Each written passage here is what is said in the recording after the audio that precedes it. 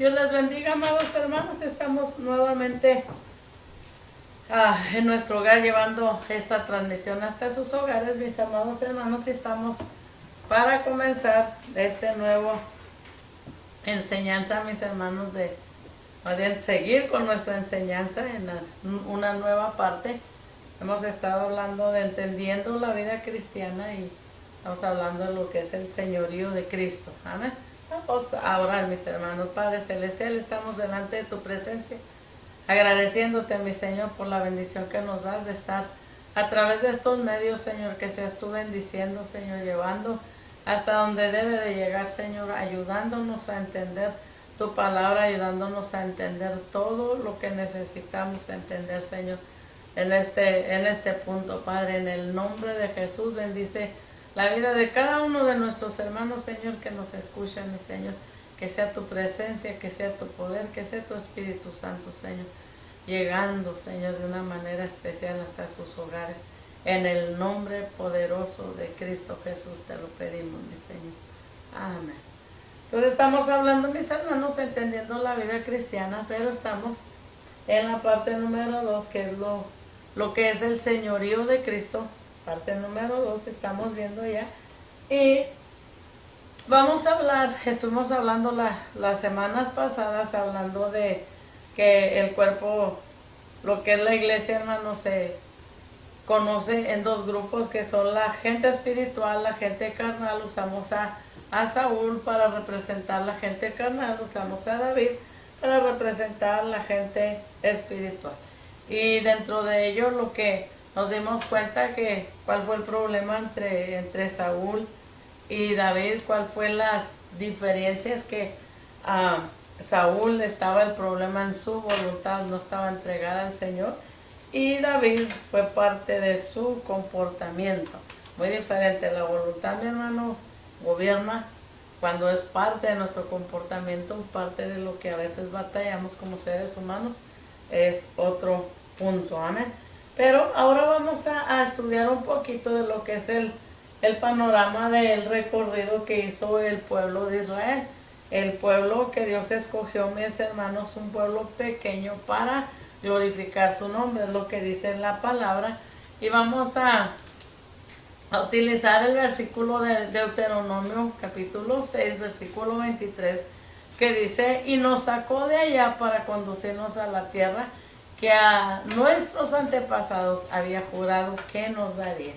Cuando Dios tiene el trato, mis hermanos, hacia el pueblo de Israel, Él comienza, hermano, con un siervo de Dios, empieza a tratar con él, y fue Abraham.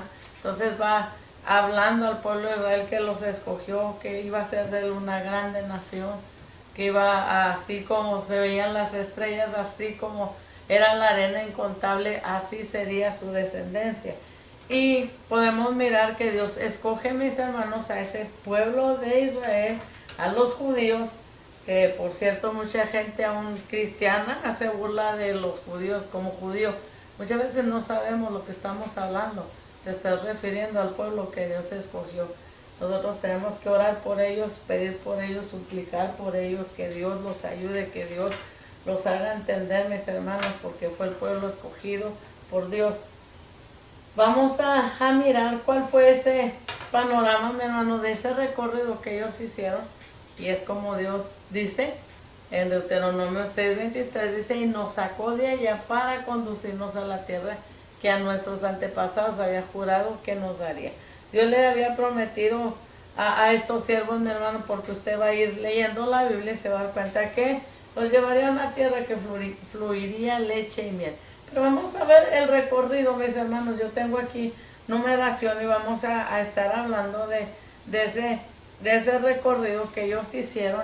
Y en el punto número 1, que es vamos a tratar lo que es Egipto con la esclavitud, que estuvieron de esclavos. Y esto usted lo puede encontrar en Éxodo, el capítulo 1, mis hermanos, hasta el capítulo 11, y Éxodo 12 hasta el 40.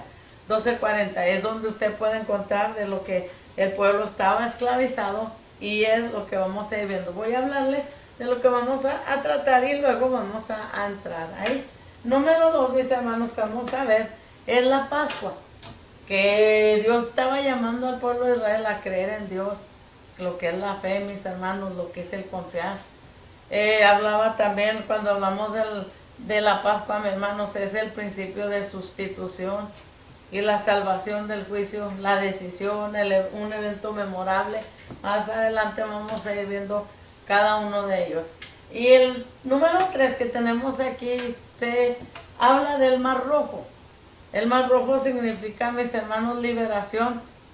Un evento en el cual Dios hizo grande liberación por el pueblo de Israel. Esto lo va a hallar en Éxodo 14, del 1, mis hermanos, si se puede, hasta el capítulo 15, versículo 21. Y Primera de Corintios, capítulo 10, 1 al 2, Hebreos 11, 29. Usted va a darse cuenta, mi hermano, cómo Dios utilizó el Mar Rojo para dar liberación al pueblo de Israel. En el número 4 vamos a tratar nosotros lo que es la ley. Cuando Dios le da la ley, Éxodo 19, capítulo 19, mis hermanos, al 20, usted se va a dar cuenta cómo el Señor les estuvo hablando a Moisés, diciéndole lo que él quería, que él grabara, que él guardara, mis hermanos. Y vamos a ir al 5, número 5, aparte del Mar Rojo, está el río Jordán. Que en el río Jordán lo que Dios quería, mis hermanos, del pueblo de Israel, que creyeran a Dios, que era también una fe, que desarrollaran una fe, una confianza, que aceptaran, hermanos, el señorío de Dios, que se sometieran a la autoridad de Dios, que renunciaran a la independencia propia, que ellos hicieran, mi hermano, una decisión a través de lo que Dios quería hacer. Y este fue también un evento memorable para el pueblo de Israel.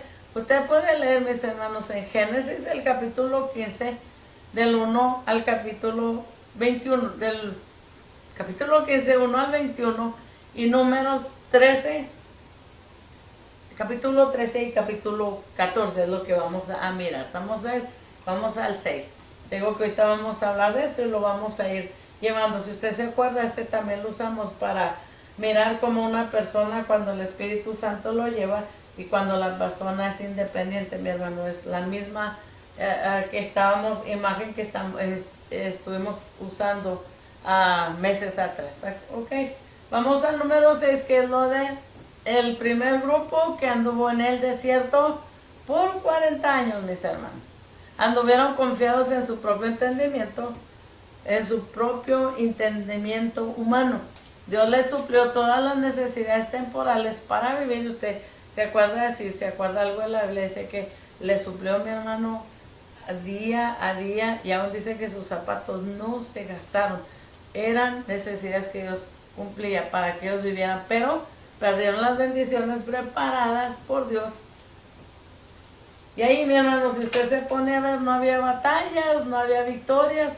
Fue un periodo de inutilidad espiritual, hablando del pueblo de Israel, lleno de quejas e insatisfacciones. Vamos a estar mirando esto, mi hermano, porque vamos a hacer comparaciones también a lo que es el tiempo de ahora. Pero Deuteronomios, esto vamos a hallarlo, lo que le he dicho antes, en Deuteronomios, el capítulo 8, versículo 1 al 5, Nehemías 9, 7, hasta el versículo 21, y Hechos 7, 39, porque aún en el Nuevo Testamento hay partes que el Señor nos dejó escritas, cosas para que aprendiéramos, mi hermano. El número 7, lo que vamos a tratar, fue el segundo grupo que llegó a la tierra prometida, que los llamó Dios a andar por fe, que confiaran, que era un proceso diario, victorioso, aún con luchas, satisfecho, y un reposo productivo, lo que vamos a hablar. Deuteronomio capítulo 8, versículos 6 al 10, y Josué también lo encuentra, el capítulo 1 al 4, y Josué capítulo 21, del 44 al 45. Vamos a mirar todo esto. Entonces, el número 8, que vamos a mirar también, y aquí está el número 8, ya fue esta cosa, mi amor. El número 8 era de rendir cuentas, recompensas, ningún castigo. Era un evento, mis hermanos, un evento en el cual Dios también quería llevar, manifestarse, enseñarles, demostrarles, mis hermanos, todo lo que Él quería hacer. Y esto, hermanos, cuando usted se va y mira lo que es Hebreos 11, se va a dar cuenta, mis hermanos, cuando habla de la fe, de lo que Dios quería hacer, una meta que había, que el tribunal de creyentes para recibir y perder recompensas. Y eso nosotros lo tenemos para nosotros. Hay algo, mi hermano, que Dios nos habla de esto. Entonces, vamos a mirar a cada versículo o algunos de los versículos, porque no todos los vamos a mirar de lo que yo le fui hablando, dónde estaba esa parte, que vamos a estar relacionados con este recorrido que hicieron los israelitas, el pueblo de Dios. Los israelitas, mis hermanos, para los que no saben, yo sé que muchos de ustedes ya saben, ellos habían estado en la esclavitud egipcia aproximadamente, dice, por 400 años. Después Dios se le apareció a Moisés en medio de una zarza ardiente, dice su palabra, y le reveló su plan para liberar a los israelitas. Ese plan consistía en 2 pasos, y vamos a mirarlo. Éxodo 3, versículos 7 al 8, vamos a mirar y vamos a ir viendo uno por uno lo que estábamos hablando. El Señor siguió diciendo: ciertamente he visto la opresión que sufre mi pueblo en Egipto, los he escuchado quejarse de sus capataces y conozco bien sus penurias. Así que he decidido para librarlos del poder de los egipcios y sacarlos de ese país para llevarlos a una tierra buena y espaciosa, tierra donde abunda la leche y la miel. Era el plan de Dios, de llevarlos al lugar, mis hermanos, un lugar especial, espacioso, y donde abundaba la leche y la miel. Eso dice su palabra. Éxodo 3, versículos 7 al 8. Amén. Entonces, vamos a mirar, estamos hablando de qué, de la esclavitud, ¿ok? En la esclavitud, nosotros podemos decir, mis hermanos, esto se forma, por decir, en esta parte, si nosotros habláramos, punto número 1, que fue la esclavitud. Aquí podemos decir, aquí empiezan, mis hermanos. Y el otro paso donde esto se cumple, mi hermano, viene a ser la Pascua. Antes, mi hermano, de que salieran del pueblo de los egipcios, de Egipto, mis hermanos, Dios les abre una puerta. La puerta, mi hermano, que si usted se acuerda, era donde se había puesto que pusieran sangre en los dinteles de las puertas para que Dios se glorificara. Entonces, vendría a ser la parte, número 2. Aquí vamos a llevarlos así. La puerta que Dios abre. Dios manda plagas contra los egipcios, mi hermano. ¿Por qué? Porque Faraón no quería dejar al pueblo ir, y eso es lo que nos habla la Biblia a nosotros, mis hermanos. El libro de Éxodo les manda plagas contra los egipcios, mi hermano. Manda las moscas, manda, mi hermano, tanta cosa que si usted se fija, la última plaga que la Biblia nos habla, mis hermanos, y esto usted va a mirarlo, Éxodo capítulos 11, 12, Éxodo del 12 al 41, que era lo que estábamos, 12, 41, usted va a mirar, mi hermano, todo lo que Dios hizo a través de esto. La última plaga fue contra los primogénitos, mi hermano. Entonces, ¿qué es lo que pasa ahí, mi hermano? Contra los primogénitos. Todo el primogénito, mi hermano, del pueblo de Egipto murió. ¿Por qué? Porque Dios estaba mostrándole a Faraón que él era Dios y él iba a hacer lo que él iba a hacer, mi hermano. Esta plaga no tocó al pueblo de Israel simple y sencillamente porque Dios dio una orden. Le dice a Moisés: dile al pueblo que sacrifique un animalito, que la sangre lo ponga en los dinteles de la puerta. Dice: y cuando el ángel de juicio pase por ahí, no tocará el lugar donde esté la sangre. Acuérdense, mis hermanos, estamos viendo el Antiguo Testamento y vamos a llegar nosotros a lo que ahora podemos nosotros mirar, mi hermano. Jesucristo es ese Cordero Santo, mi hermano, que todo aquel que esté, mi hermano, cubierto en esa sangre que Él derramó en la cruz del Calvario, que le haya aceptado como Señor y Salvador, entonces nosotros entramos, mi hermano, y ya está cubierta nuestra puerta. No es la puerta, mis hermanos, que va. Entonces, dentro de este evento, mis hermanos, es lo que nosotros estamos viendo. Éxodo 12, del 21 al 23, estamos hablando de la Pascua. Dice, convocó entonces Moisés a todos los ancianos israelitas y les dijo, vayan enseguida a sus rebaños, escojan el cordero para sus respectivas familias y mátenlo para celebrar la Pascua.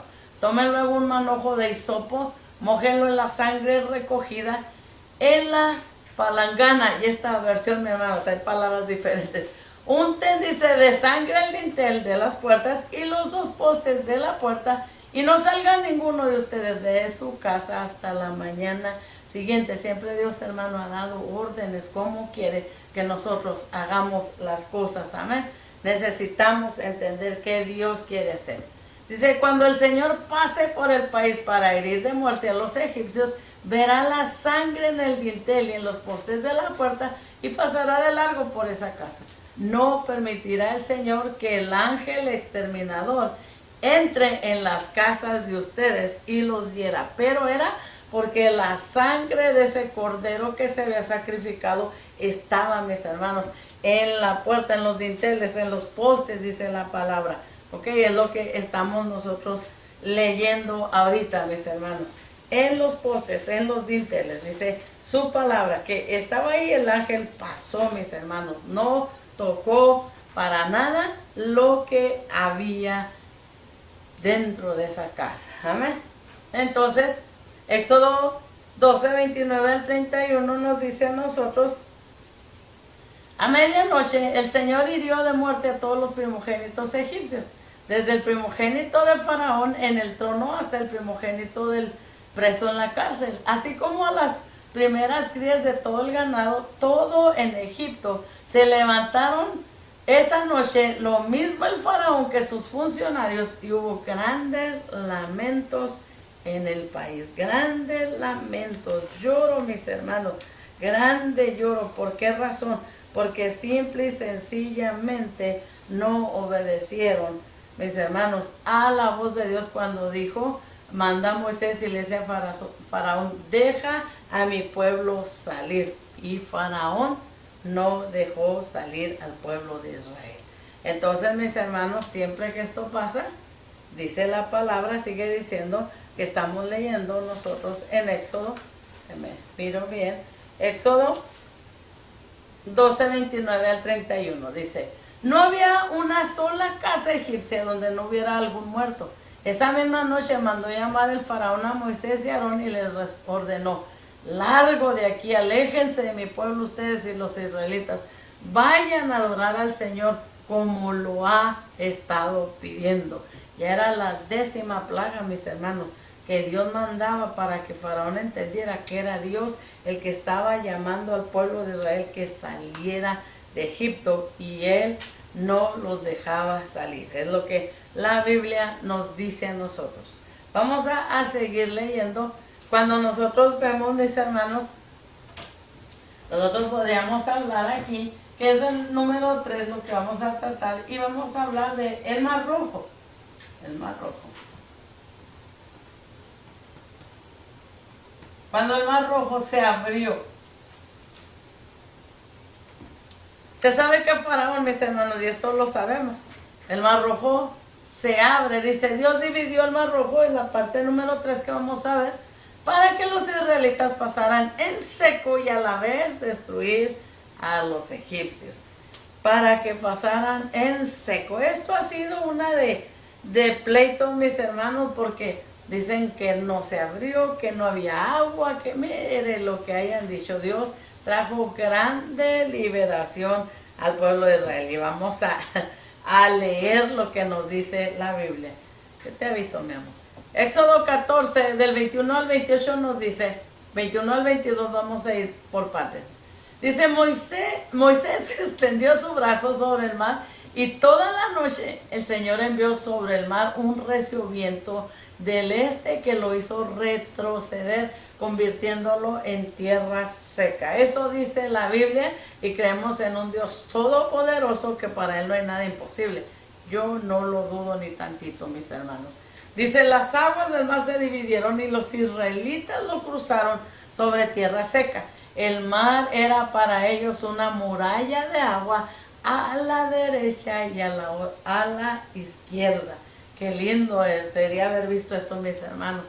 Bendito sea Dios. Vamos a ver lo que dice 14, del 23 al 25. Dice, los egipcios los persiguieron. No estaban contentos. Sí, los dejó ir por el dolor. Le había muerto el primogénito, el primer hijo que tenían todos, hasta los animales, su primogénito. Y dice que los persiguen cuando reaccionan. Dice, bueno, eran esclavos, acuérdense, trabajaban gratis, mis hermanos, no les pagaban, no les hacían nada y los explotaban. Entonces dice, los egipcios los persiguieron, todos los caballos y los carros de Faraón y todos sus jinetes entraron en el mar tras ellos. Cuando ya estaba por amanecer, el Señor miró al ejército egipcio desde la columna de fuego y de nube y sembró la confusión entre ellos. Hizo que las ruedas de su carro se atascaran, de modo que se les hacía muy difícil avanzar. Entonces exclamaron los egipcios, alejémonos de los israelitas, pues el Señor está peleando por ellos y contra nosotros. Esto es maravilloso. Está peleando por el pueblo de Israel, pero se va a venir contra nosotros. Miren lo que sigue diciendo, mis hermanos, la palabra de Dios. Éxodo 14, mis hermanos, 26 al 28 dice, entonces el Señor le dijo a Moisés, extiende tu brazo sobre el mar para que las aguas se vuelvan contra los egipcios y contra sus carros y jinetes. Moisés extendió su brazo sobre el mar y al despuntar el alba, dice, el agua volvió a su estado normal. Los egipcios en su huida se toparon con el mar y así el Señor los hundió en el fondo del mar. Al recobrar las aguas su estado normal, se tragaron a todos los carros y jinetes de Faraón y a todo el ejército que había entrado al mar para perseguir a los israelitas. Ninguno de ellos quedó con vida. Ninguno de ellos quedó con vida, dice su palabra. Mis hermanos, Dios es grande, Dios es poderoso, Dios es maravilloso. Entonces vamos a hablar del paso número 4, mis hermanos, y esto es donde nosotros podemos mirar. Si nosotros vemos, hermanos, fue donde Dios le da la ley, esta parte, la ley, a Moisés, antes, mi hermano, del siguiente paso, ¿ok? Lo que es número 4. La ley viene a dar el Señor en el monte Sinaí. Dios se apareció a los israelitas para darles los 10 mandamientos y la ley. En esta parte, estamos hablando de donde abre Dios el mar rojo y donde ellos avanzan hacia allá. Éxodo 9, capítulo 9, versículo 18 al 20 nos dice, el monte estaba cubierto de humo porque el Señor había descendido sobre él en medio de fuego. Era tanto el humo que salía del monte que parecía un horno.